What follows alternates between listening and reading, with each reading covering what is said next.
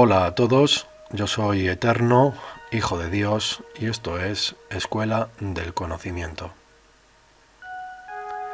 En este vídeo voy a continuar exponiendo mi conocimiento acerca de la astronomía antigua y la Tierra plana, y lo voy a hacer después de haber realizado un inciso importante con 3 vídeos acerca de la gran falacia de la curvatura terrestre. Así pues, daré continuidad a mi primer vídeo en el que realizaba una exposición sobre cómo en la triangulación de las 3 grandes pirámides de Giza en Egipto reside codificado de manera geométrica el planisferio de la Tierra, o, lo que es lo mismo, la proyección estereográfica de las circunferencias de una esfera sobre un plano. Así pues, ahora voy a continuar con mi exposición tratando el sistema de coordenadas geográficas o el sistema de referencia geodésico utilizado en la Tierra plana para ubicar en el planisferio de la Tierra cualquier punto sobre el mismo. En el primer vídeo os recuerdo que hice una pequeña explicación sobre cómo el Sol realiza su traslación a lo largo de un año trópico. Y también di una breve explicación sobre cómo ubicar una latitud, cosa que ahora voy a ampliar.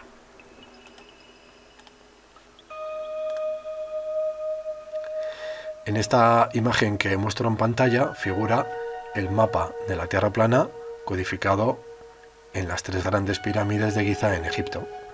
Este plano está a escala real, lo que significa que si esta es la gran pirámide, cuya base es igual a 230,3866 metros, que es la misma distancia que doy en mi tesis geométrica y matemática del volumen 1 de Geometría Sagrada de la Gran Pirámide, significa que las cotas, distancias o la escala que se da en este plano es real, o que es consecuente a las dimensiones que existen en la meseta de Giza.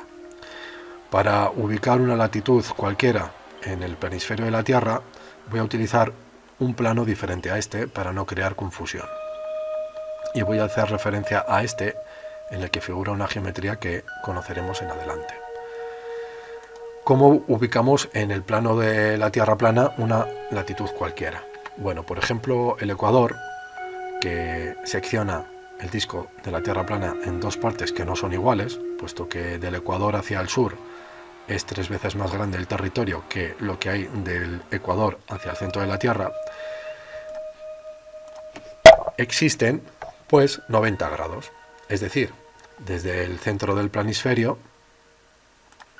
hasta el Ecuador hay 90 grados, que es lo mismo que decir que del Ecuador o de la circunferencia del Ecuador al centro de la Tierra, así como a los límites de la misma, en la Antártida, existen 90 grados, lo que hace un radio de 180 grados y un diámetro de 360. Si nosotros, por ejemplo, viviéramos en la latitud 40 y queremos reflejar esa latitud sobre el plano, tenemos que coger y a 90 grados, estamos hablando de que viviéramos en la latitud 40 grados norte. Eso significaría que tenemos que coger a 90 grados, a restarle 40, y ahora trazamos en consecuencia un radio de 50. Yo pongo 50 y aquí voy a hacer esta marca para saber que 50 está ahí. Y ahora voy a trazar un círculo concéntrico, puesto que las latitudes en la Tierra plana son círculos concéntricos imaginarios. Entonces, ahora voy a trazar un círculo con radio igual a 50. Voy a quitar la marca que realicé para saber dónde estaba. Y voy a colorear esta circunferencia en color verde. Ahora, si yo vivo en la latitud 40 grados al norte del Ecuador, podemos ver que aquí hay exactamente 40, es decir, 40 grados. Y por la intersección de este círculo o latitud con, por ejemplo, esta longitud cualquiera, estaríamos marcando este punto geodésico. Bien, una vez aclarado cómo señalar una latitud 40 en un plano con escala igual 1 a 1 en latitud, voy a volver a la imagen anterior. que es el plano codificado que existe en la meseta de Giza. Bien, aquí podemos imaginar, por ejemplo, que esta recta sería el meridiano cero. Imaginemos por un momento que este es el meridiano cero, vamos. Entonces, este es el ecuador, la circunferencia del ecuador, lo que significa que a medida que voy tomando mayor latitud con rumbo norte, o signo positivo, el signo positivo con la n aquí de norte es redundante, solamente es para la explicación, a 30 grados al norte estaría la circunferencia de la latitud de Giza, donde se ubica la Gran Pirámide.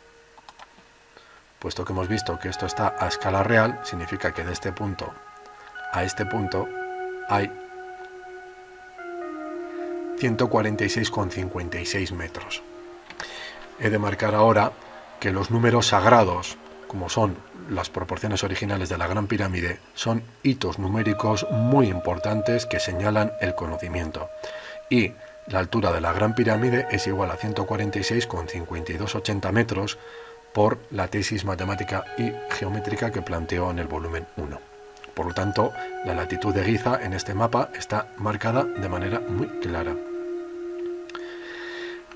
Si ahora quisiéramos marcar una circunferencia concéntrica para una latitud cualquiera en el hemidisco sur, lo que tendríamos que hacer es, igualmente con rumbo sur, marcar, pues como he dicho, el radio para esa circunferencia.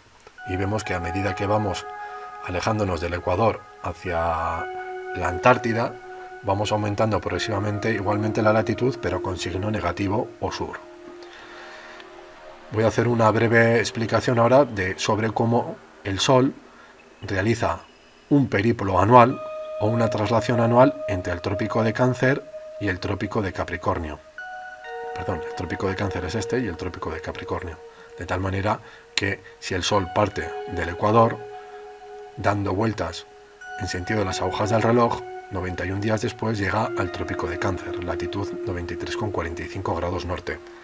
Ese día lo que hace es realizar todavía su traslación para nuevamente incorporarse a la latitud, digamos, entre comillas, anterior, y 91 días después llegar igualmente de nuevo al ecuador. Estamos en el equinoccio de otoño en el hemisferio norte. A medida que continúa dando vueltas de 24 horas solares, 91 días después llega al solsticio de verano en el hemisferio sur, trópico de Capricornio, que ese día, al alcanzarlo, tiene que todavía trasladarse, como quien dice, un día más, hasta que se incorpora a la latitud anterior, entre comillas, para 91 días después alcanzar nuevamente el ecuador. Estamos nuevamente en el punto en el que habíamos partido, o en el equinoccio de primavera en el hemisferio norte. Ahora vamos a ver cómo funcionan las longitudes en la Tierra plana. Con centro en la Gran Pirámide he trazado una circunferencia que tiene radio por igual a la distancia que existe entre el centro de la Gran Pirámide y el centro de la Tierra.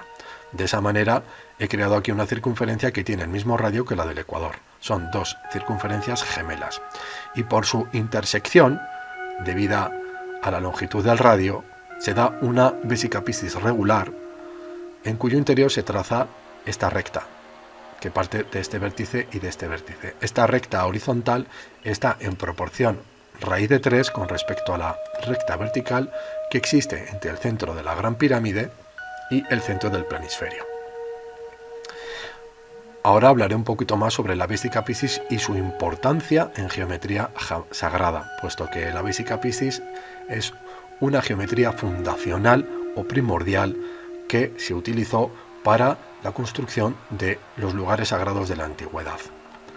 Ahora vemos cómo este rectángulo, que se traza aquí en color cian, parte o tiene la proporción de la recta de la vesica Piscis.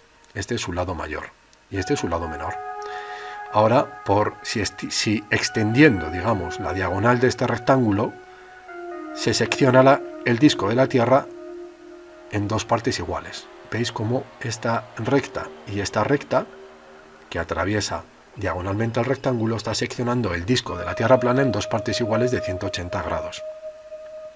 Una longitud en la Tierra plana es una recta que, atravesando por el centro del planisferio, intersecciona a la vez, digamos, los extremos de la Tierra a 90 grados sur, seccionando asimismo el disco en dos partes iguales de 180 grados.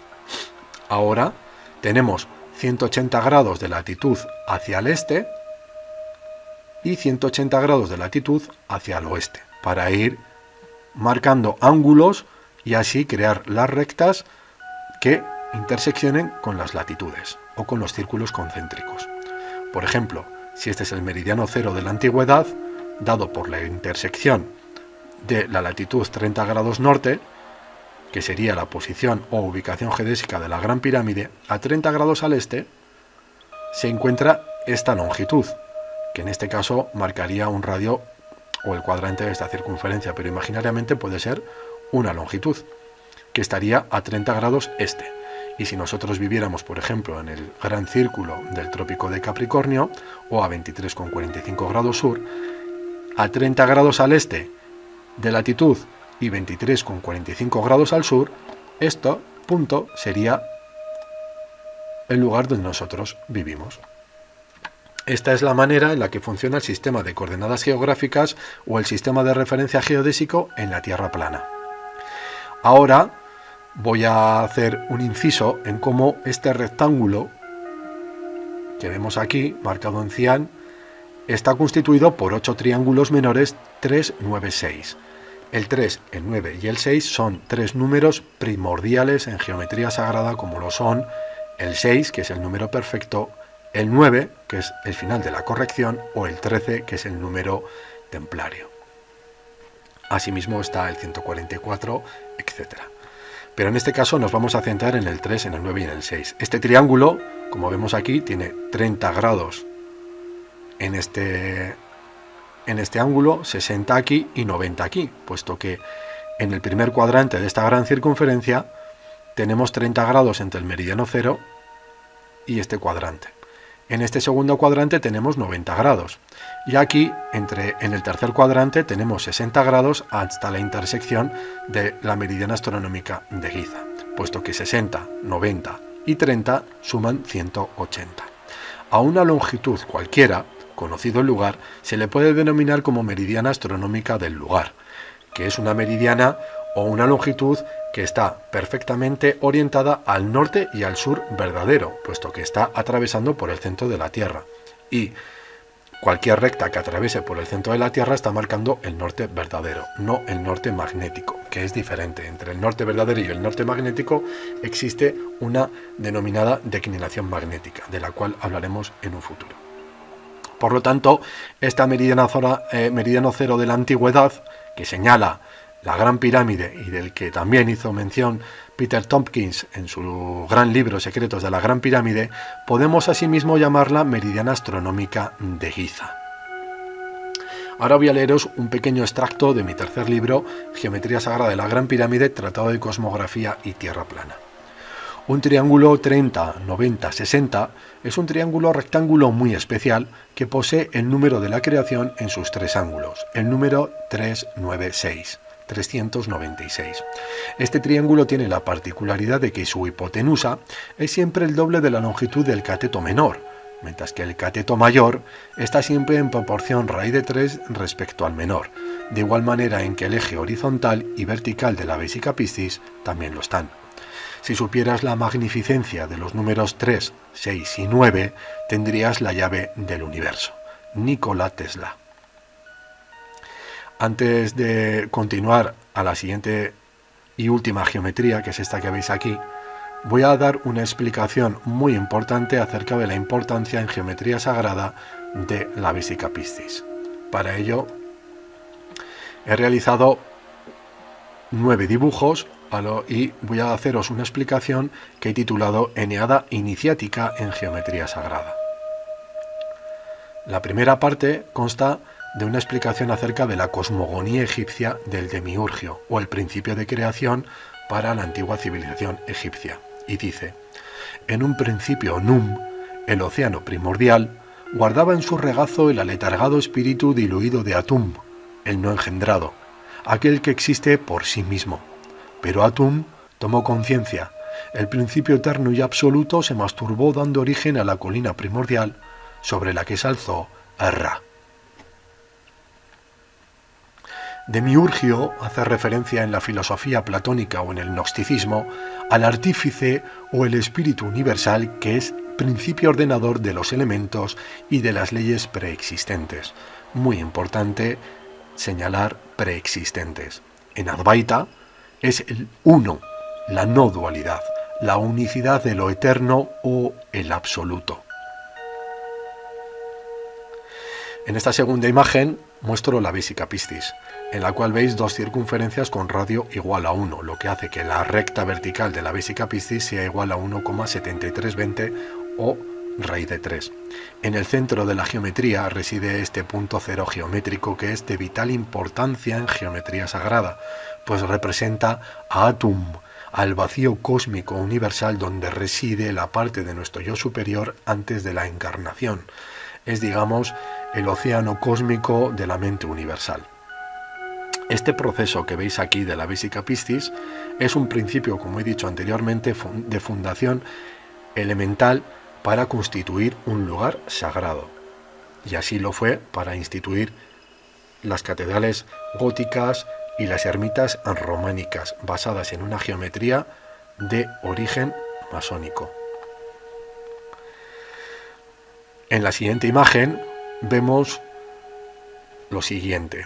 La primera circunferencia o a la izquierda es de frecuencia masculina positiva y componente eléctrico, y la que está a la derecha en color azul es de frecuencia femenina negativa y componente magnético. Antes de su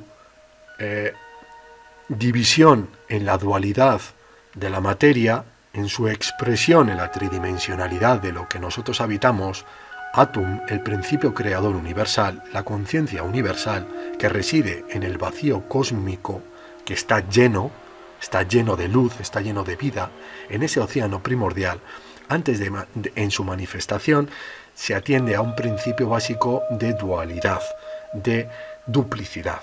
Por lo que, si trazamos ahora este triángulo perfectamente inscrito, partiendo de este vértice de la Vesica Piscis, se crea la Trinidad, que representa al Creador, a la creación y al Espíritu, o al Padre Celestial, la Madre Divina y el Hijo. Es importante discernir ahora entre la Santísima Trinidad, que estoy explicando ahora, y la que expresa o enseña la Iglesia Católica Illuminati, pues ambas son muy diferentes, tanto en naturaleza como en frecuencia, como en expresión. No tiene nada que ver. En la siguiente imagen muestro cómo en el interior de la Vesica Piscis, y antes de su manifestación en la tridimensión, en la realidad tridimensional, se hace manifestación de la ley de polaridad, por lo que podemos ver un octaedro perfectamente definido, cuya parte superior o masculina es una pirámide o un triángulo, en este caso regular, con ángulos de 60 grados, que tiene a su vez, es una pirámide masculina por cuanto apunta al Sol, pero tiene a su vez intrínseca una naturaleza negativa, de frecuencia, de orden negativo o magnética. Así pues, por su desdoblamiento, existe asimismo una pirámide femenina o sur que apunta hacia el centro de Gaia, con un componente oculto, cuya naturaleza negativa o femenina magnética tiene un componente positivo masculino o eléctrico. Esta es la naturaleza de la creación y cómo podemos comprenderla a través de la geometría sagrada que manifiesta la gran pirámide de Giza en la geometría sagrada. Este es el principio de polaridad o la ley de polaridad, que podemos estudiar igualmente en el Kybalión. En la quinta imagen os muestro cómo en el interior de un octaedro se manifiesta un cuboctaedro o la geometría del vacío, la forma del uno, que podríamos decir en Advaita. Ese punto cero, como he dicho antes, representa el éter geométrico y en consecuencia lo que significa es que en geometría sagrada el cuboctaedro es la única geometría que tiene la característica mágica o esencial de poder anidar dentro de sí a los 5 sólidos platónicos y en consecuencia a los 13 sólidos de Arquímedes, a los sólidos de Kepler-Poinsot o a los de Catalan, es decir, a todas las posibilidades poliédricas y de forma que constituyen la materia. Si viajáramos al microcosmos molecular de la materia, veremos que los campos mórficos o energéticos de la forma se anidan distribuyéndose o anidándose entre sí gracias a la geometría. Y si toda la geometría se contiene dentro del cubo octaedro, quiere decir que el octaedro es la reina o es el rey de la tercera dimensión. Aquí os voy a mostrar un ejemplo. Fijaros abajo en la parte derecha de vuestra pantalla, aquí veis un octaedro y cómo en el interior de este octaedro reside un cuboctaedro. Es decir, el octaedro mana del cuboctaedro. Y a su vez dentro de ese cuboctaedro existe otro octaedro más pequeño, que a su vez tendría otro cuboctaedro y así infinitamente, puesto que esto sería una geometría fractal, que tiene las cualidades de poder extenderse y comprimirse hasta el vacío sin destruirse.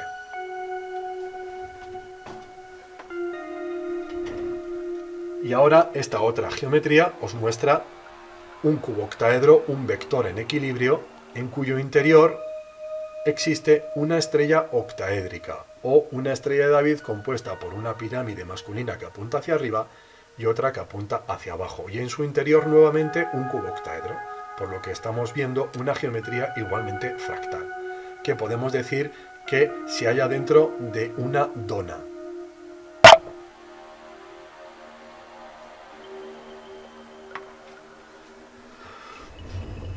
En la siguiente imagen, ahora, en esta imagen, veis cómo el triángulo que daba forma a la Santísima Trinidad era un triángulo regular con ángulos de 60 grados. Pero si yo ahora tiro una recta que interseccione con el apotema de este triángulo principal con ángulo, 51 grados, 49 minutos, 38.2 segundos, se crea un triángulo muy importante. Este triángulo es una de las caras de la Gran Pirámide vistas, pero dada su ángulo de inclinación.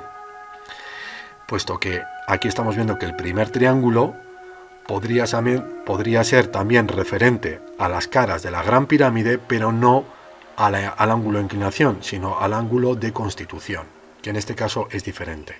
Esto se explica muy bien en el volumen 1 de Geometría Sagrada de la Gran Pirámide.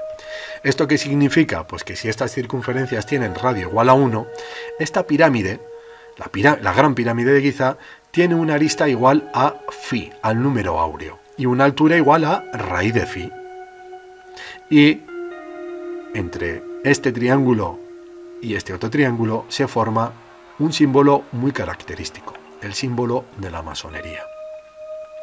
Voy a hacer un inciso en que la masonería verdadera, la auténtica, la originaria, aquella que recogió el conocimiento esotérico y el misticismo del antiguo Egipto, tras la caída de las últimas dinastías y con el nacimiento de las corrientes del cristianismo primitivo, es una masonería que nada tiene que ver con la masonería de grados que hoy conocemos.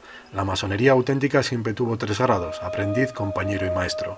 En el momento en que aparecen los grados, ese es el inicio de la usurpación, de la violación y de la destrucción de la masonería original y verdadera que realmente existió y que dejó signos de su elevado conocimiento en ermitas y catedrales de la vieja Europa. Esto es indiscutible. Voy a hacer ahora una lectura breve, un extracto del volumen 1 de Geometría Sagrada de la Gran Pirámide con respecto a la raíz del vocablo masón o masonería. Entre el siglo I y el siglo X después de Cristo, judíos cabalistas denominados masoretas se responsabilizaron de realizar las copias fidedignas de las escrituras más sagradas de la Cábala, ya que tenían una gran preocupación por garantizar la lectura y la transmisión exacta del texto. La palabra masoreta proviene del término hebreo masora, El término hebreo masora es un sustantivo femenino que proviene del verbo masar, tradición, transmitir o enseñar. Significa, por tanto, tradición o enseñanza, cábala, mas este fue el origen y el fundamento principal de la corriente mistérica masona, transmitir y enseñar la cábala hermética, el conocimiento de la antigua civilización egipcia que reside en la Gran Pirámide de Giza. Ahora os voy a mostrar el cuerpo de Dios según enseña la cábala. Y si nosotros somos hijos de la creación, somos un fiel reflejo de esta expresión geométrica, que está constituida, como veis, por dos estrellas de David, una superior y una inferior, o por una pirámide masculina que apunta hacia el sol, eléctrica, y otra simétrica que se oculta bajo tierra, de naturaleza femenina, negativa o magnética. Y puesto que, como decíamos, por el desdoblamiento de Num en la tercera dimensión reside o lo hace a través del principio de polaridad, la pirámide masculina que apunta hacia el Sol tiene su componente femenino, lo que le convierte en una estrella octaédrica o una estrella compuesta por dos triángulos que hacen referencia a dos pirámides que se desdoblan a su vez en otra estrella de David femenina. Este símbolo, la estrella de David, se ha confundido durante mucho tiempo por estrellas tetaédricas. Nada tiene que ver la estrella tetraédrica con la estrella de David, que asimismo es un arquetipo o un símbolo usurpado, robado y tergiversado por aquellos que no quieren que el conocimiento y la verdad llegue al pueblo de la tierra o a los hijos de Dios, que no mane del interior de ellos mismos, confundiéndoles a través de sus argucias y de sus mentiras. Este, entonces, es el cuerpo de Dios o el árbol de la cábala que se entra en profundidad en el volumen 1 de la Gran Pirámide, en el volumen 1 de Geometría Sagrada de la Gran Pirámide. Y ahora voy con el último dibujo de esta eneada iniciática en Geometría Sagrada, donde veis cómo la importancia de la Vesica Piscis es primordial, porque nos ha mostrado la raíz de 3, que es esta recta, pero debido a este rectángulo que se traza igualmente de manera geométrica, figura la raíz de 5, 2,2360, así como la raíz de 2, puesto que al dividir entre 2 este rectángulo aparecen dos cuadrados.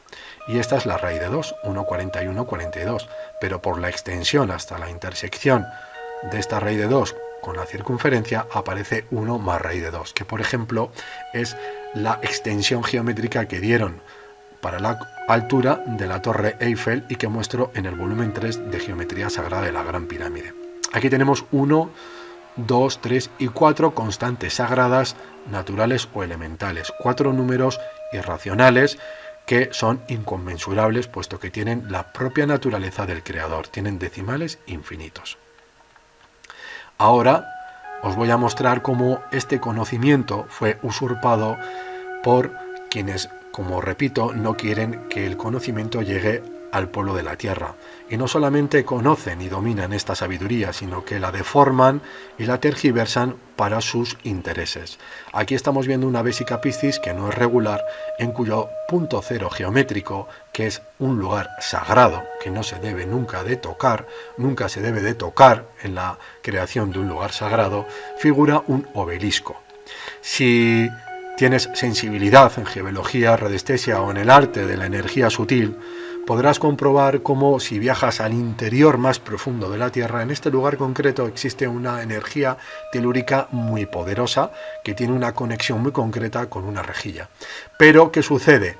Que a nivel de la Tierra se ha colocado un obelisco que lo que está haciendo es transformar esa energía telúrica, pasando por una energía muy densa o de baja vibración astral que existe en los sótanos del Vaticano. Y lo dejo aquí. Lo mismo sucede en este conocido monumento a Washington. Es lo mismo. Aquí estamos viendo cómo esta Vesica Piscis, pues parte de dos esferas, de dos elipses. Nuevamente un monolito o una antena que lo que está es emitiendo una intención a través de una frecuencia o de una energía. Si controlas la política, si controlas la economía, si controlas las materias primas, si controlas los medios de comunicación, controlas absolutamente el planeta, pero lo controlas de manera física. Pero si controlas la energía sutil o la frecuencia de vibración en la que emana, por ejemplo, ciertos campos en los que vibra el cuerpo humano, puedes llegar a dominar el mundo. Y esta es la intención en la que se basan muchos de estos lugares, de los cuales creo que todos somos bien conocedores y que no voy a continuar dándoles mi energía ni mi intención. Antes de continuar a la última geometría para concluir con este vídeo, voy a hacer un paso por una serie de imágenes muy interesantes con relación a la Vesica Piscis. Aquí veis, por ejemplo, por qué se le llama mandorla, que es almendra en italiano, y es porque la Vesica Piscis tiene esa forma de almendra. Aquí veis el pórtico de la gloria burgalés de la iglesia de San Esteban, en Burgos, y veis cómo en el centro de la Vesica Piscis mana una figura del Maestro Ascendido Jesús que se asienta sobre Apophis, el conocimiento sobre la ignorancia, el amor sobre el miedo, la luz sobre la oscuridad. Esto es arte románico expresado con conocimiento y con sabiduría por las ramas masónicas más antiguas que podamos conocer. En la siguiente figura vemos, por ejemplo, el órgano reproductor femenino y cómo se relaciona con la Vesica Piscis por su principio de creación, puesto que en la frecuencia femenina reside el poder de procrear, en dualidad con la masculino, pero es quien trae a la luz el conocimiento, la sabiduría, Dios en la tierra, el símbolo del Yoni, igualmente de las tradiciones orientales, y aquí abajo un símbolo muy especial, que es este que hacían entre sí quienes se querían conocer o identificarse entre ellos, que lo utilizaban los cristianos más primitivos, quienes rodearon al Maestro Jesús y quienes llevaron su conocimiento hasta que fueron perseguidos. Este símbolo del pescado, que se hace con estos dos dedos, representa también la Vesica Piscis y todo el conocimiento que lleva intrínseco. No tiene nada que ver con la era de Piscis, que se relaciona con ello, porque como veremos en adelante, la precesión de los equinoccios es un tema muy interesante que deberemos de tratar con la debida paciencia que necesita.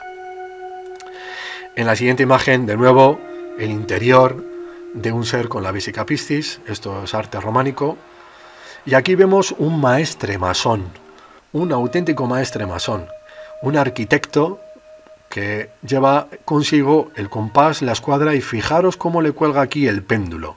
El péndulo porque él mide no solamente de manera física, sino también lo hace de manera sutil, y mide las energías telúricas y cósmicas para así manifestar lugares que empoderen y que de alguna manera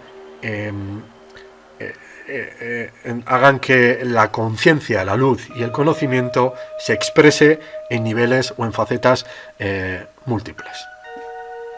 Finalmente, aquí os muestro, y esto lo voy a hacer grande porque para mí es magnífico, es una de las mejores expresiones del arte románico en España, y esta es, o en la península ibérica, disculpar, y esto es la Catedral Románica de Zamora. ¿Vosotros creéis que esta arquitectura, que este arte, que este conocimiento, esta sabiduría, que esta energía que te transmite esta construcción fue creada por una masonería de grados que hoy está realizando los actos que está realizando en la Tierra y sobre la humanidad? No, claramente no. Una bella expresión del arte románico, de las más bellas que hay en España. Finalmente, el último dibujo que estáis viendo aquí, pues bueno, pertenece al Maestro Jesús dentro de la Vesica Piscis, también en otra ermita románica de San Clemente de Taul, en Lérida. Y ahora sí, voy a ir a la última geometría para terminar este vídeo, que voy a mostrar, puesto que la Gran Pirámide no es hoy en día, digamos, o no marca el meridiano cero, como pudo hacerlo, lo veremos en adelante, en la antigüedad.